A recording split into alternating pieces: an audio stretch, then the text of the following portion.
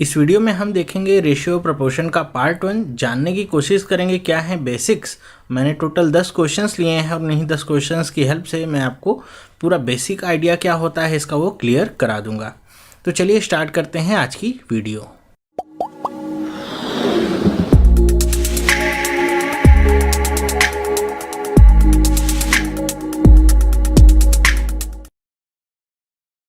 Hello, मेरा नाम चंद्रहास है। स्टडी स्मार्ट में आपका स्वागत है। दोस्तों, आज की इस वीडियो में हम देखेंगे रेशियो एंड प्रोपोर्शन का पार्ट 1। पार्ट 1 में हम क्या देखेंगे? पार्ट 1 में हम टोटल 10 क्वेश्चंस देखेंगे और इन्हीं 10 क्वेश्चंस की हेल्प से आपका जो बेसिक आइडिया है वो पूरा क्लियर हो जाएगा कि आपको कैसे क्वेश्चंस को हैंडल करना है। और इसी रेशियो प्रोपोर्शंस की सीरीज में ही मैं आपको इसी के साथ साथ ही आपके जो एजेस के क्वेश्चन हैं वो भी कवर करूँगा, और जो मिल्क वाले क्वेश्चंस होते हैं जो हमने देखे थे किसमें, मिक्सचर एंड एलिगेशन में, इसको हम रेशियो एंड प्रोपोर्शन की हेल्प से भी सॉल्व कर सकते हैं। तो कुछ वो क्वेश्चंस भी मैं आपको कराऊंगा। इनकम एक्सपेंडिचर के क्वेश्चंस भी इसी सीरीज में ही आपके होते रहेंगे। तो बहुत सारे क्वेश्चंस रेशियो एंड प्रोपोर्शन के चैप्टर में ही कवर होने वाले हैं। तो ध्यान से देखिएगा इस पूरी सीरीज को। आज उसका पार्ट 1 है। पार्ट 1 के बाद मैं जल्दी ही आपको सारे पार्ट उपलब्ध कराऊंगा और धीरे धीरे हम अपना लेवल बढ़ाते रहेंगे, जिससे हमारा पूरा बेसिक आइडिया क्लियर हो जाएगा और साथ साथ में एडवांस जो क्वेश्चंस आते हैं वो भी इजीली हम कर पाएंगे। तो चलिए स्टार्ट करते हैं पहले क्वेश्चन से। अब देखिए यहाँ पे जो पहला क्वेश्चन मैंने लिया है, ये क्वेश्चन आपको रेशियो कैसे कंबाइन होते हैं ये सिखाने के लिए मैंने यहाँ पे सेलेक्ट किया है। आपको यहाँ पे दिया गया है क्या, A:B क्या दिया गया है 3:4 और B:C क्या दिया गया है 7:9। और आपसे पूछा क्या गया है कि A:B:C क्या होगा, आपको निकालना है। तो आपने अगर अभी तक नहीं जाना है कि आपको रेशियो को कैसे कंबाइन करना है, तो अब बस ध्यान से देखिएगा, एक बार देख लीजिएगा तो आपको बहुत ही आसान लग जाएगा कि कंबाइन करना कितना आसान है। कुछ भी याद करने की ज़रूरत नहीं पड़ेगी, ना तो कोई एरो बनाने की ज़रूरत है कहाँ से किसको मल्टीप्लाई करना, कुछ भी नहीं। बहुत ईजिली हम देख लेंगे। देखिए कैसे करेंगे। हमको पता क्या है कि अगर यहाँ पे आप देखिए क्या लिखा हुआ है A:B और यहाँ पे क्या लिखा हुआ है B:C। तो देखिए यहाँ पे दोनों में कॉमन पार्ट क्या है, तो आप देखेंगे कॉमन पार्ट दोनों में क्या है, B है। ओके, तो हमको इसको इसी तरह लिखना है। हम कैसे लिखेंगे, A:B क्या लिखेंगे 3:4। आई होप आपको समझ में आ रहा होगा। और फिर क्या लिखेंगे B:C। तो इसे हम कुछ इस तरीके से लिखेंगे कि B को B के नीचे ही लिखते हैं, B:C क्या लिखेंगे 7:9। आई होप आपको ये समझ में आया होगा। अब आपको क्या करना है कि कॉमन पार्ट आपका क्या है, यहाँ पे देखिए B है, ठीक है। तो जो भी कॉमन पार्ट है B, इसमें भी है और इसमें भी है, तो दोनों को क्या होना चाहिए, बराबर होना चाहिए। लेकिन यहाँ पे आप देखिए तो क्या है, ये 4 है और ये क्या है 7 है, दोनों बराबर नहीं है। तो हम क्या काम करेंगे, इनको बराबर करने का काम करेंगे। तो कैसे बराबर कर सकते हैं हम अगर ऊपर वाले में 7 का मल्टीप्लाई कर दें और नीचे वाले में किसका मल्टीप्लाई कर दें 4 का, तो दोनों की वैल्यूज़ क्या हो जाएंगी, बराबर। लेकिन ध्यान रखिएगा कि हम मल्टीप्लाई केवल एक नंबर में नहीं करेंगे, हमको 3 में भी करना पड़ेगा और यहाँ भी केवल 7 में नहीं 9 में भी मल्टीप्लाई करेंगे 4 का। और हम इसको इसी रेशियो में लिख लेते हैं। क्या आ जाएगा, देखिए 4 का मल्टीप्लाई 3 में करेंगे क्या आएगा 21, ये करेंगे तो क्या आएगा 28 रेशियो में। अब देखिए जो कॉमन पार्ट होगा वो आपको केवल एक ही बार लिखना है, 2 बार नहीं लिखना है। 2 बार गुणा होता है, 2 बार नहीं लिखना है, केवल एक बार। और 4 का 9 में गुणा करेंगे तो क्या आ जाएगा 36। ये आपको क्या मिल गया, A:B:C। बस इतना इजी होता है निकालना, कुछ भी याद करने की ज़रूरत नहीं है। बस आपको ध्यान क्या रखना है कि जो भी कॉमन पार्ट हैं बस उसे आप सेम करते चलिए, चाहे वो फिर चाहे A:B B:C दिया हो, चाहे आगे बढ़ा के C:D दे दे, E:F दे दे, कितना भी वैल्यू आपको नंबर देता रहे आप आसानी से निकाल सकते हैं। बस इतना ध्यान रखना है कि कॉमन पार्ट्स को आप इक्वल करते रहिए और इक्वल करते समय जो भी गुणा भाग आप कर रहे हैं वही पूरे के पूरे वैल्यूज़ में आपको करना होगा। आई होप ये समझ में आया होगा आपको। और अगर नहीं समझ में आया तो एक बार फिर से इस वीडियो को देखिएगा शुरुआत से, तो फिर से पूरा कॉन्सेप्ट आपका क्लियर हो जाएगा। चलिए चलते हैं दूसरे क्वेश्चन पे। अब दूसरे क्वेश्चन पे देखिए क्या है कि यहाँ पे केवल हमने अभी 3 वैल्यूज़ देखी थी, लेकिन अब यहाँ पे 4 वैल्यूज़ दे दी गई। A:B:C और D तक की वैल्यू हमको दी हुई है और हमको फाइंड क्या करना है, A:D फाइंड करना है। तो ये रेशियो A:D कैसे हमको फाइंड करना है, देखिए जो लोग अभी शुरुआत कर रहे हैं तैयारी की, तो उनको कभी कभी कुछ लोगों को ऐसे लग जाता है कि A की वैल्यू तो यहाँ पे 2 पता है और D की वैल्यू क्या पता है, यहाँ पे 7 पता है। तो इसकी वैल्यू क्या आ जाएगी 2:7, और ये मार्क करके चले जाते हैं कि एकदम सीधा सीधा आंसर है, जबकि ऐसा नहीं होता है। आपको ये A/B, B/C, C/D को ज्वाइन करना होगा, कंबाइन करना होगा, तभी आप ये रेशियो निकाल सकते हैं। तो कैसे करेंगे हम 4 वैल्यूज़ को ज्वाइन, चलिए देखते हैं। करना एकदम उसी तरीके से है। अब हम 2 पेयर्स को ले लेते हैं, A/B और B/C को ले लेते हैं, ठीक है। अब क्या करेंगे, हम इन दोनों को हम कंबाइन कर लेते हैं। तो A/B क्या आ जाएगा 2/3, और यहाँ पे B/C क्या आ जाएगा 6/9। अब देखिए, अगर इनमें कॉमन पार्ट जो B है, मतलब ये वाला जो कॉमन पार्ट है, इसको इक्वल करना है आपको, तो दोनों में मल्टीप्लाई करने की जरूरत नहीं, केवल ऊपर वाले में अगर आप 2 का गुणा कर लीजिए तो ये दोनों क्या हो जाता है, सेम हो जाता है, ठीक है। तो क्या आ जाएगा A/B/C क्या आ जाता है 4/6/9, ठीक है, क्योंकि नीचे वाले में तो कोई मल्टीप्लाई नहीं हुआ। तो A/B/C आ गया। अब C/D दिया है तो हम क्या लिखेंगे, नीचे यहाँ पे लिख लेते हैं, कॉमन पार्ट के नीचे लिखते हैं C/D, और क्या लिखेंगे यहाँ पे C के नीचे ही हमको लिखना है, क्या लिखना है 5/7। नीचे क्यों लिखना है, ताकि आपको ये पता रहे कौन से 2 नंबर्स को आपको इक्वल करना है। अभी पता चल गया कि 9 और 5 को बराबर करना है। तो क्या करें, हम ऊपर वाले में हम 5 का गुणा कर देते हैं और नीचे वाली संख्या में हम 9 का गुणा कर देते हैं, और इसे लिख लीजिए A/B/C/D। क्या आ जाएगा, 5 का गुणा करेंगे तो पूरे में करना है, इस पूरे में आपको 5 का गुणा करना है, और 9 का गुणा इन दोनों में पूरे में करना है। तो 5 × 4 क्या आ जाएगा 20, ये क्या आ जाएगा आपका 30, रेशियो में कितना आएगा 45, ठीक है। रेशियो कितना आ जाएगा 9 × 7 कितना आ जाएगा 63। तो ये आपको रेशियो मिलता है नया, जो कि A/B/C/D को लेकर के आया है। अब आपको निकालना क्या है A/D। तो अब आप यहाँ से ईजिली निकाल सकते हैं। क्या, A की वैल्यू यहाँ पे देखिए क्या है 20, और D की वैल्यू क्या है, लास्ट वाली क्या है 63। तो कितना आ गया 20/63, ये किसकी वैल्यू आ गई A/D की वैल्यू आपको मिल जाती है। आई होप आपको समझ में आया होगा। इसी तरह अगर आपको आगे E/F भी दे देता तो आपको बस ऐसे करते जाना है, और इसको करने में बहुत ज़्यादा टाइम भी नहीं लगता है। अगर आपकी थोड़ी सी प्रैक्टिस होती है तो अब आपको ये पूरा स्टेप कुछ भी लिखने की ज़रूरत नहीं होती, आप यहाँ पे देख कर ही बता सकते हैं कि कैसे इसे आप कर सकते हैं। देख के आपको पता चल जाता है 6 और 3 को आपको बराबर करना है, मतलब क्या है ऊपर 2 का गुणा करना है। तो आप ईजिली एक लाइन में इसे लिख सकते थे 4/6/9 क्या होगा A/B/C, ठीक है। थोड़ी प्रैक्टिस के बाद ये सारी चीज़ें आपको अपने आप ही आने लगेंगी। जितना कम आप एग्ज़ाम में लिखेंगे, मतलब पेपर पे आप लिखते हैं, उतना ही ज़्यादा आप अपना टाइम सेव करते हैं। मतलब मेंटल कैलकुलेशन आपके लिए ज़्यादा ज़रूरी होती है, और मेंटल कैलकुलेशन में आप तेज़ तभी हो सकते हैं जब आपकी प्रैक्टिस अच्छी हो। चलिए चलते हैं तीसरे क्वेश्चन पे। अभी तीसरा क्वेश्चन आपका SSC CGL 2007 में आया था। इस तरह के क्वेश्चंस आते हैं इसलिए मैंने लिया है। इस तरह के क्वेश्चंस बहुत बार आते हैं और अलग अलग वैरायटी के आते हैं, लेकिन करना सबको एक ही तरीके से होता है। तो चाहे आप एक क्वेश्चन कर लीजिए और समझ जाइए, फिर ऐसी टेंशन लेने की बात नहीं है कि आपको सारे क्वेश्चंस की प्रैक्टिस भी करना होगा, क्योंकि बहुत ही आसान होता है। क्या लिखा हुआ है देखिए, अब आपको यहाँ पे रेशियो दे दिया A/B/C कितना दिया 2 3 4, ठीक है। तो आपको क्या बताया गया है 2A - 3B + 4C बराबर अगर 33 है तो find the value of C, कि आपको C की वैल्यू कितनी होगी ये आपको फाइंड करनी है। तो कैसे करेंगे हम, तो इसे करने का सबसे अच्छा तरीका क्या है कि जो भी आपको रेशियो दिया गया है हम ले लेते हैं, कोई भी लेट से नंबर x ले लेते हैं, ठीक है, x ले लेते हैं। तो अब हमको a की वैल्यू निकालनी है। तो a की वैल्यू कितनी हो जाएगी, ये हमको क्या दिया है रेशियो दिया है, तो वैल्यू a की कितनी हो जाएगी 2x, b की वैल्यू कितनी हो जाएगी 3x, और c की वैल्यू कितनी हो जाएगी 4x। ओके, आई होप ये समझ में आया होगा आपको। अब यहाँ पे A/B/C की जो वैल्यूज़ दी हैं वहाँ पे आप इन सारी वैल्यूज़ को रिप्लेस करिए। तो अगर आप यहाँ पे A की वैल्यू 2x रिप्लेस करेंगे तो 2 दूनी 4 कितना हो जाएगा 4x, माइनस में यहाँ पे अगर 3 वैल्यू रिप्लेस करते हैं तो क्या हो जाएगा 9x, और यहाँ पे अगर 4x रिप्लेस करते हैं तो क्या हो जाएगा 16x, और बराबर में क्या आ गया 33। 16 और 4 कितना होगा 20, में से 9 जाएगा क्या आएगा 11x, बराबर में क्या आ गया 33। 11 इसे 3 बार में कट कर देगा, तो x की वैल्यू कितनी मिल गई 3।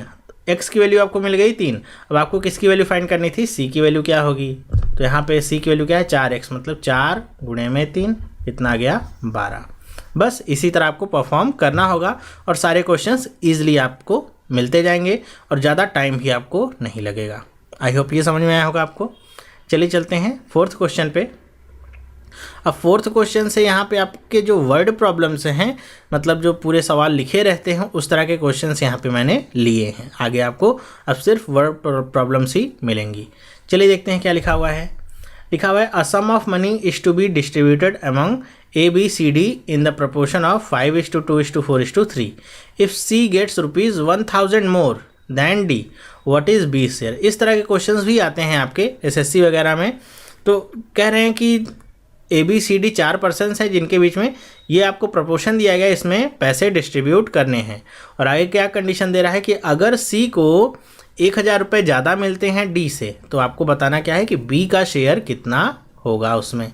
तो कैसे करना है आपको, फिर से अगर आपको पूरे नंबर की बात आपसे ली जाए या पूरे प्रपोर्शन की बात की जाए, जब आपको पूरा पैसा निकालना हो तो ये रेशियो को आप कैसे कन्वर्ट कर सकते हैं पैसों में। तो आप एक वैल्यू x लीजिए और सब को उससे गुणा कर दीजिए। तो अगर यहाँ पे हम देखें तो a और b का कहीं पे चक्कर नहीं है, c और d को ही हमको लेके सॉल्व करना होगा। तो c का यहाँ पे प्रपोर्शन कितना है 4, तो हम मान लेते हैं c बराबर क्या आ जाएगा 4x और d बराबर क्या आ जाएगा 3x। और हमको क्या दे रहे हैं कि इनके बीच का जो डिफरेंस है वो कितना है 1000। अब इस बात को आप ध्यान रखिए, कहीं भी आपको क्वेश्चन में अगर ऐसे कंपेयर करके या कंपैरिजन करता है कि किसी को किसी से इतने रुपए अधिक मिले हैं या इतने रुपए कम मिले हैं, इसका मतलब क्या होगा, उन दोनों के बीच का डिफरेंस आपको दिया जा रहा है वो। तो 4x और 3x का डिफरेंस आपको दिया गया है, ये कितना आया है, वो है 1000 रुपये। तो अगर इन दोनों को आप घटाएंगे 4 में से 3 तो क्या आ जाएगा, x की वैल्यू आ गई कितनी 1000 रुपये। आपको x की वैल्यू पता चल गई। अब आपको b का शेयर निकालना है, तो b का कितना है, तो b बराबर क्या है 2, तो मतलब है क्या है 2x। तो 2 की वैल्यू और यहाँ पे x की वैल्यू क्या लिखेंगे 1000, कितना आ जाएगा टोटल 2000। तो b को कितना रुपये मिलेगा 2000 रुपये मिलते हैं। आई होप ये समझ में आया होगा। बहुत ही इजी क्वेश्चन हैं, बहुत ही सिंपल क्वेश्चन हैं, आपको समझ में आ रहे होंगे। चलिए देखते हैं 5वां क्वेश्चन। क्या लिखा है, 2 numbers are respectively 20% and 50% more than a third number, the ratio of the 2 numbers is. इस तरह के क्वेश्चंस आते हैं एग्जाम में कि आपसे क्या कहा जाएगा। यहाँ पे ध्यान से अगर आप पढ़ेंगे तो समझेंगे कि यहाँ पे 2 नंबर्स हैं जो किसी तीसरे नंबर से ज़्यादा या कम होंगे। जरूरी नहीं कि दोनों टाइम्स ज़्यादा ही हो या दोनों समय कम ही हो, ऐसा भी हो सकता है, कह सकता है 20% एक ज़्यादा है और दूसरा 9% कम है। तो बताइए दोनों नंबर्स का रेशियो क्या है, ठीक है। या आपसे पूछ सकता है कि छोटा नंबर कौन सा है। ये ऐसे ऐसे आपसे क्वेश्चंस पूछे जा सकते हैं आगे कुछ एडिशनल इन्फॉर्मेशन दे करके। तो कैसे करना है इन सारे क्वेश्चंस को, आपको क्या लेके चलना है, जो भी थर्ड नंबर है, ठीक है, जो भी थर्ड नंबर है उसे आप ले लीजिए, कितना 100 है मान लीजिए। तो बाकी के दोनों नंबर्स क्या हो जाएंगे, कह रहा है एक नंबर क्या है उससे 101 नंबर उससे 20% अधिक है और दूसरा क्या है 50% अधिक है। तो कितना हो जाएगा, एक नंबर होगा 120 और उसके बट्टे में नीचे वाला नंबर कितना होगा 150, ठीक है। तो अब इनका रेशियो निकालना है आपको, 0 से 0 कट करिए, ये 4 बार कटेगा और ये 5 बार कटेगा, कितना आ गया 4:5। ये क्या आ गया इनका रेशियो। बस इसी तरह आपको करना है, कुछ भी वैसे नहीं ले लेना है कि आपको कुछ ले लेना है, x की वैल्यू लेनी है फिर उसका 120% निकालना है, वो सब बहुत ही ज़्यादा टाइम कंज्यूमिंग है। आपको सीधे सीधे यहाँ पे एक नंबर ले लेना है 100 और इसको भी लिखने की ज़रूरत नहीं है, आप अपने दिमाग में ही समझ के रखेंगे और जितना ज़्यादा कम कहता है 100 में से उतना ही ज़्यादा कम आपको कर लेना है। अगर यहाँ पर कहता कि एक नंबर आपका 20% ज़्यादा है, दूसरा नंबर 10% कम है, तो आप कैसे लेते हैं 120/90, ये आप कट करते कितना आ जाता, 4 बार कट होता है और 3 बार होता है, कितना आता है 4/3 रेशियो है उनके बीच का, ठीक है। और यहाँ पे अगर आपसे किसी नंबर को पूछने की बात करते कि छोटा नंबर कितना है या बड़ा नंबर कितना है, तो यहाँ पे आपको एडिशनल इन्फॉर्मेशन कुछ और देता कि दोनों नंबर्स का सम इतना है या दोनों नंबर्स के बीच का डिफरेंस इतना है, ऐसे करके आपको नंबर देता, फिर आप आसानी से निकाल सकते थे। मेरे ख्याल से आपको समझ में आ रहा होगा। चलिए चलते हैं छठे क्वेश्चन पे। देखिए छठा क्वेश्चन क्या है, the salaries A B C are in the ratio 2:3:5। If the increment of 15%, 10% and 20% are allowed respectively in their salaries, then what will be the new ratio of their salaries. मतलब A B सी की जो salary का अनुपात है वो दे दिया है ये 2:3:5 और कह रहे हैं कि इनकी सैलरी में ए में 15%, बी में 10% और सी में 20% का इंक्रीमेंट होता है। मतलब क्या, बढ़ोतरी हो रही है। तो अगर ये इंक्रीमेंट हो जाता है तो अब उनकी सैलरी में रेशियो क्या होगा, ये आप निकालिए, ठीक है। चलिए देखते हैं इस क्वेश्चन को हम कैसे करेंगे। तो यहाँ पे हम लिखते हैं कि इनका रेशियो क्या है, A ratio B ratio C कितना दिया है 2:3 रेशियो और ये 5, ठीक है। अब इनमें इंक्रीमेंट कितने का हो रहा है, ए में 15% का, बी में 10% का और सी में 20% का। तो हम इनको इंक्रीमेंट वैल्यू में लिखते हैं। तो मतलब 2 का क्या हम निकाल लें, 15% इंक्रीमेंट हुआ है तो हम 115% निकाल लेते हैं तो वही उसकी क्या होगी, रियल वैल्यू। तो 2 का 115% इस टू 3 का क्या होगा 110%, 110% निकाला हमने, और 5 का क्या निकाल रहे हैं 120%। ठीक है, तो हम डायरेक्ट अगर इसको लिख लेते हैं तो हमको डायरेक्ट नई वाली वैल्यू निकलती है। आई होप आपको समझ में आ रहा होगा। ठीक है, तो इसे आप अगर देखिए तो आपका 100 से 100 ये तीनों जगह है तो कट जाएगा। ठीक है, अब यहाँ पे जो वैल्यूज़ हैं उनको हम मल्टीप्लाई करते हैं तो 115 गुणे में 2 कितना होगा 230, और 11 है और ये 3 है तो ये 330 हो जाएगा, और 12 पंचे 60 और ये क्या हो जाएगा 600। कुछ कट रहा हो तो काट दिए, देखिए जीरो सब में है तो जीरो कट जाएगा तो क्या आ जाएगा फाइनल रेशियो 33:33:33:60। ये आपको फाइनल रेशियो मिलता है ए बी सी का, जो अब होगा उनकी सैलरीज में। ठीक है, तो अगर अभी भी कुछ सिंप्लीफाई होने वाला होगा तो आप एकदम सिंप्लीफाई करके लिखेंगे, सबसे सिंपलेस्ट फॉर्म में आपको लिखना होगा। ठीक है, तो यहाँ पे कुछ सिंप्लीफाई नहीं हो सकता है, तो यही इसका क्या होगा फाइनल रेशियो। ये तो था पहला तरीका। दूसरा तरीका क्या था कि दूसरा तरीका आपको थोड़ा सा मेंटल कैलकुलेशन इसमें करना पड़ेगा। कैसे करेंगे हम, देखिए कि आपको पता क्या है कि ए में 15% की बढ़ोतरी हुई है, तो आप क्या करिए, आप यहीं से समझ सकते हैं कि ये आपका ए के लिए क्या है 2, तो 2 में का 15% कितना होगा, तो आप आसानी से निकाल सकते हैं। 2 का 15% होगा 0.3। 0.3 को जोड़ेंगे अगर 2 में तो अब ये नई वैल्यू क्या आ जाएगी 2.3:2। 3 का 10% क्या होगा 0.3, और उसे ऐड कर देंगे तो क्या आ जाएगा 3.3। अच्छा, ऐड क्यों कर रहे हैं, क्योंकि ये जो 0.3 निकला है इतने की बढ़त हो रही है उनकी सैलरी में। पुरानी सैलरी में उसको ऐड करेंगे तो हमको नई सैलरी मिल रही है।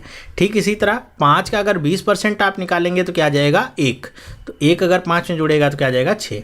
अब देखिए यहाँ पॉइंट लगा हुआ है, इसको हटाने के लिए क्या करिए 10 से गुणा कर लीजिए सब में, तो क्या आ गया 23:33:60। हालांकि आप देखेंगे अगर बेसिक फंडा देखिए तो दोनों में परसेंटेज का निकालने का तरीका बस डिफरेंट है, लेकिन अगर आप देखिए तो आप मेंटल कैलकुलेशन करके इस वाले मेथड से आप बहुत ही ईजिली और बहुत ही जल्दी निकाल सकते हैं अपने आंसर को। दोनों में कोई डिफरेंस ऐसा नहीं कि गलत है या सही है, बस आपको जिसमें ईजी लगे। आपको लगता है आप इससे तेज निकाल सकते हैं तो आप इसको अपनाइए, आपको लगता है अगर आप इस मेथड से तेज निकाल सकते हैं तो आप इसे लगाइए। ठीक है, टोटल आपके ऊपर डिपेंड करता है। चलिए देखते हैं नेक्स्ट क्वेश्चन। अब देखिए क्या लिखा हुआ है, 2 numbers are in the ratio 3:5। 2 numbers हैं जो 3:5 में हैं। If 9 is subtracted from each the new number are in the ratio 12:23। कि अगर सम दोनों में से 9 अगर सब्ट्रैक्ट कर देते हैं तो उनका रेशियो कितना हो जाता है 12:23। तो आपको क्या होता है द स्मॉलर नंबर। देखिए कई बार क्या होता है लोग कुछ ट्रिक बताते रहते हैं कि यहाँ ऑप्शंस को देख के आप लगा सकते हैं इसको, लेकिन वो तब हो सकता है जब आपको रेशियो यहाँ पे पूछा होता है, तब आप आसानी से लगा सकते थे और यहाँ पे ऑप्शंस में आपसे नंबर वगैरह कुछ दिया होता। तो रेशियो तो यहाँ पे पूछा गया है, लेकिन यहाँ पे हमको नंबर नहीं है, हमको बताना क्या है कि स्मॉलर नंबर क्या होगा। तो स्मॉलर नंबर के लिए हमको पूरा क्वेश्चन सॉल्व ही करना पड़ेगा। आप सीधे डायरेक्ट जो ऑप्शंस होते हैं वहाँ से आप सॉल्व नहीं कर सकते हैं। तो चलिए देखते हैं कैसे करेंगे इसे हम। इसके करने के 2 तरीके हैं। एक तो है आपका जो रेगुलर मेथड है उससे आप करेंगे, और दूसरा तरीका आपका स्मार्ट मेथड है, आप उससे करेंगे तो बहुत ही आसानी के साथ और बहुत ही तेज़ी के साथ आंसर आपको मिलेगा। मैं आपको दोनों ही बताता हूँ, हो सकता है कुछ लोगों को दोनों ही ना पता हूँ। तो पहले मैं रेगुलर मेथड आपको बताता हूँ। रेगुलर मेथड क्या है कि यहाँ पे आपको नंबर्स दिए गए हैं क्या 3:5 के रेशियो में दिए गए हैं, लेकिन ये क्या है इनका रेशियो है। एक्चुअल नंबर्स हम ले लेते हैं, मान लेते हैं पहला नंबर क्या है 3x और दूसरा नंबर क्या है 5x। ठीक है, ये रेशियो हो गया 3x/5x का। कह रहे हैं कि अगर दोनों में से 9 घटा दिया जाए तो दोनों में से 9 सब्ट्रैक्ट कर दीजिए। दोनों में से 9 सब्ट्रैक्ट कर दिया तो उनका नया रेशियो क्या बन जाता है 12/23। तो 12/23 लिखा। अब क्या करना है क्रॉस मल्टीप्लाई करिए, तो 23 गुणे में 3 करेंगे कितना आएगा 69x, माइनस में 23 गुणे में 9 करेंगे तो कितना आएगा, तो 23 गुणे में 9 आपका कितना आ जाएगा 207। अब ये मैंने पहले से कैलकुलेट नहीं किया, आप इसे मेंटली कर सकते हैं। 23 गुणे में 10 करेंगे तो कितना होगा 230, तो एक आपको उसमें से घटा लेना है, तो 23 घटाएंगे कितना आएगा 207। 12 गुणे में 5 करेंगे कितना आएगा 60x, माइनस में 12 गुणे में 9 करेंगे तो कितना आएगा 108।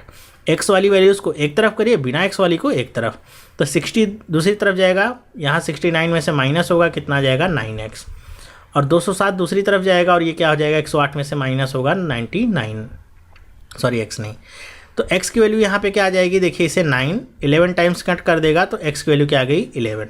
अब x की वैल्यू 11 आ गई और आपसे पूछा क्या जा रहा है स्मॉलर नंबर। हमारा जो ओरिजिनल नंबर क्या है 3x अपॉन में 5x। अब बताइए इसमें स्मॉलर कौन होगा 3x वाला, तो आप इसमें 11 का गुणा कर दीजिए, कितना आ जाएगा स्मॉलर नंबर आ गया 33। ये तो आपका हो गया रेगुलर वे लगाने का। हालांकि कठिन नहीं है, समझना भी आसान है, करना भी आसान है, बस डिपेंड करता है कि आप इसे कैसे देख रहे हैं। चलिए दूसरा हमारा तरीका क्या है वो भी हम देख लेते हैं कैसे कर सकते हैं दूसरे तरीके से। तो दूसरा तरीका हमारा क्या कहता है कि अगर हमारे नंबर्स लिखें 3/5 एक रेशियो में दिया गया है और समथिंग समथिंग उसमें कुछ बढ़ाया घटाया जाता है, उसका रेशियो क्या हो जाता है 12/23। मतलब 9 दोनों में से घटाया जा रहा है तो उसका रेशियो क्या हो जाता है 12/23। हम क्या करेंगे, सबसे पहले हम देखेंगे कि यहाँ पे जो रेशियोज़ आपको दिए गए हैं इनके बीच का डिफरेंस कितने का है। तो आप 3 और 5 के बीच का अगर डिफरेंस देखिए तो कितना निकल के आता है, तो ये डिफरेंस आता है 2।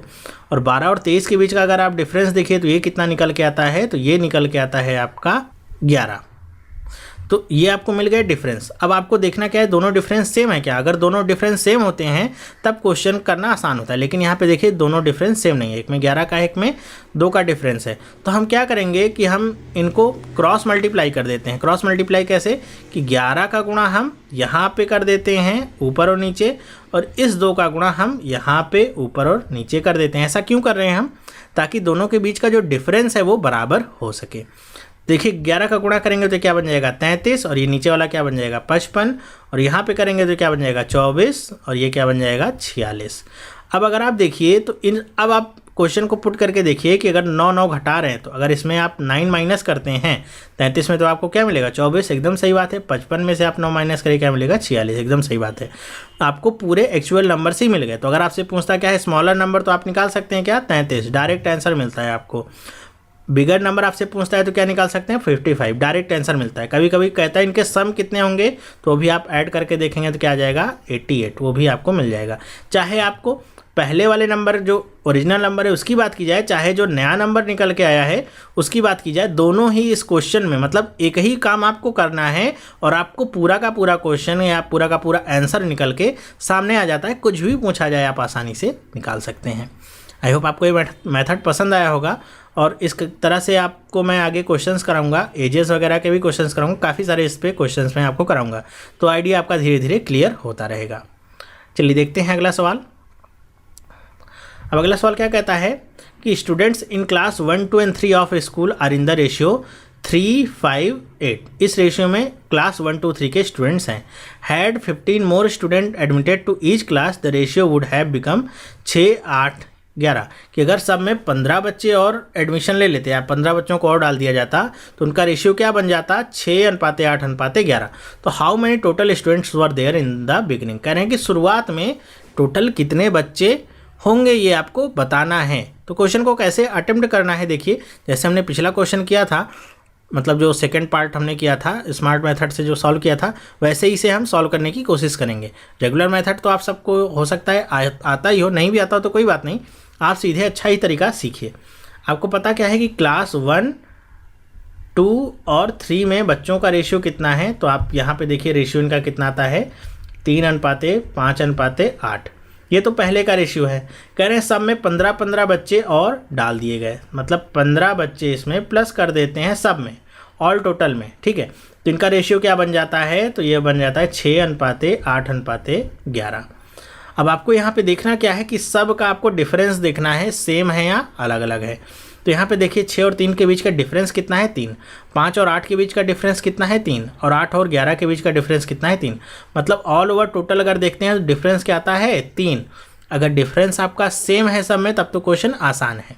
अब आपका मतलब क्या हो गया कि ये क्या आ गया 3 आ गया डिफरेंस। इसका मतलब क्या हो गया कि 3 जो आपका यहाँ पे रेशियो में बढ़ रहा है वो किसके बराबर है, टोटल 15 बच्चों के बराबर होगा।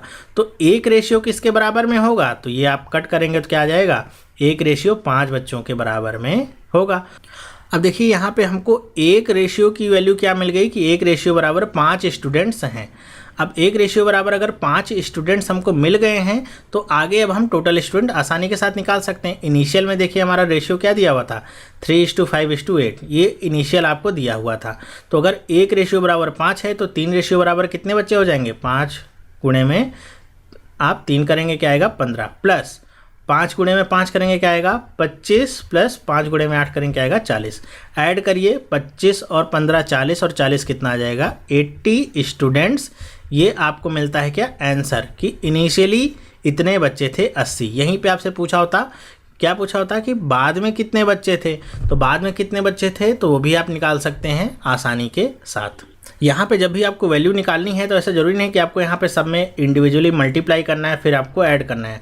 आप कुछ इस तरह से भी इसे कर सकते हैं। जैसे अगर मुझे पूछा जाता कि बाद में कितने बच्चे हैं तो कैसे हम कर सकते हैं कि 8 और 6 को जोड़िए कितना आएगा 14, 14 और 11 को आप जोड़िए कितना आ जाएगा 25, और 25 में 5 का गुणा कर दीजिए, बस आपको क्या मिल जाता है 125। आप इस तरह से भी कर सकते हैं, मतलब जैसे आप कंफर्टेबल हों आप करेंगे तो गलत नहीं होने वाला है। ये भी आपका क्या है एक सही तरीका होता है करने का। मतलब आप इंडिविजुअली सब में गुणा करके नहीं जोड़िए, आप क्या करिए सारे रेशियोज़ को जोड़ लीजिए और उसमें 1 रेशियो बराबर 5 है तो उतना जो भी रेशियो जोड़ के आता है उतने का गुणा आप कर दीजिए इसमें, और आपको आंसर यहाँ पे मिल जाता है।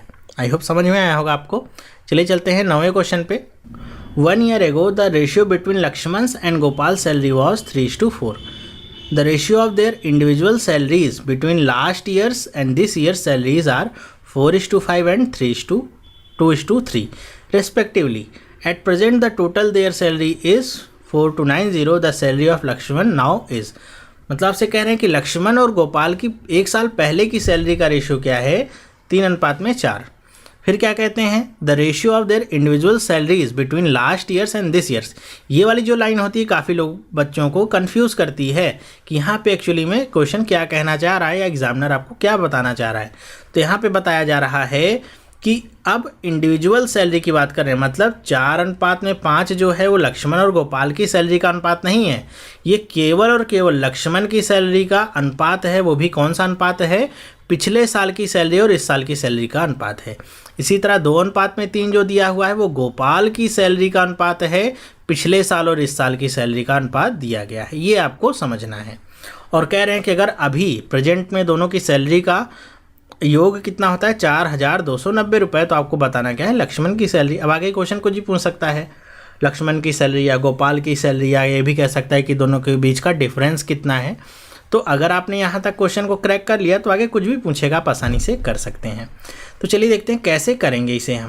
हमको अभी इनिशियल में क्या पता है कि लक्ष्मण और गोपाल के बीच की सैलरी का जो रेशियो है कितना है 3:4 है।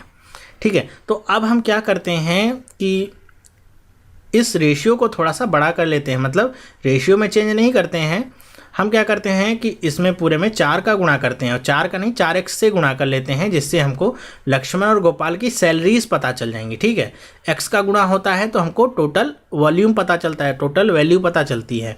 तो अब लक्ष्मण की सैलरी कितनी हो जाएगी 4 का गुणा होने के बाद 12x, और गोपाल की सैलरी कितनी हो जाएगी 16x। ठीक है, देखिए अनुपात नहीं बदला है, अगर आप डिवाइड करेंगे तो 3:4 ही आएगा। ऐसा क्यों किया है अभी आपको समझ में आएगा। अब आगे क्या कह रहे हैं कि दोनों की सैलरी का यहाँ पे इंडिविजुअल रेशियो दिया गया है। ठीक है, तो यहाँ पे आपको क्या दे दिया गया है, ये बात आपको ध्यान में रखनी है कि ये आपका क्या है 1 ईयर एगो की सैलरी का आपका रेशियो है। अभी आपका प्रेजेंट का रेशियो नहीं है, 1 ईयर एगो का है। तो प्रेजेंट की सैलरी आप निकाल सकते हैं कैसे, क्योंकि यहाँ पे आपको रेशियो दिया गया है उनकी पुरानी सैलरी और अभी की सैलरी का। तो लक्ष्मण के लिए क्या दिया गया है कि 4:5 है लक्ष्मण के लिए सैलरी का रेशियो। अब ये अनुपात आपको पता चल गया है। ठीक है, तो आप ये समझ सकते हैं कि जो 12x होगा किसके बराबर में होगा 4/9 के बराबर क्या होगा 12x।